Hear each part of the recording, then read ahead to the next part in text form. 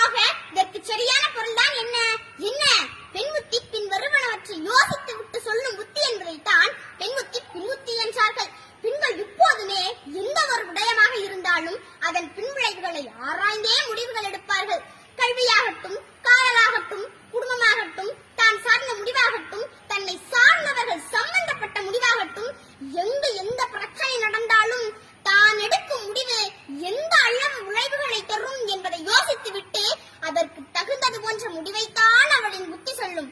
ஆனால் இதனை நாம் எப்படி புரிந்து கொண்டிருக்கிறோம் என்பதை நான் சொல்ல தேவையில்லை, உங்களுக்கே தெரியும். பெண்களை உயர்த்தி சொல்லப்பட்ட ஒரு பழமொழியை தவறாக புரிந்து கொண்டு பேதமை என்பது மாதற்கு அணிதலம், அறியாமை தான் பெண்ணுக்கு அழகு என்று தவறாக புரிந்து கொண்டிருக்கிறோம். அதைத்தான் ஒரு ஆன்மீக கதை ஒன்று அழகாக சொல்லுகிறது. அசோகவனத்தில் சீதை இருக்கும் பொழுது அங்கிருந்த அரகிகளிடம் தப்பித்து வருவதற்கு சீதையால் முடியாமல் அல்ல. ஆனாலும் அனுமன் அங்கு சென்று நான் உன்னை தூக்கி கொண்டு ராமனிடம் ஒப்படைக்கிறேன் என்று கூறிய போது சீதை கூறிய பதிலில் இருந்து இந்த பழமொழிக்கு உண்மையான பொருளை நாம் அழகாக தெரிந்து கொள்ளலாம். எப்படின்னு பாருங்க.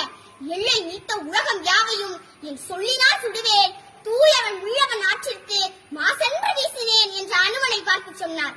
இந்த இடத்திலிருந்து நீ என்னை கூட்டிட்டு போயணும்னு அவசியம் இல்ல. வில்லவன் ஆற்றிற்கு, அதாவது வெல்போரில் சிறந்தவனாக விளங்கிய ராமனுக்கு அது கேவலம்.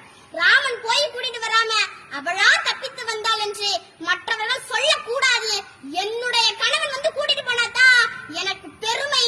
ஆகவே விழவன் ஆற்றிற்கு மாசு விளைவிக்க விரும்பவில்லை என்று சொன்னார். அக்கடிக்கும் சென்று கண்டேன், அதை எங்கொரு காட்டில் ஒந்திட வைத்தேன். விருந்து தணிந்தது காடு. ஆம், பெண்களின் புத்தியும் அக்கனி குஞ்சுதான்.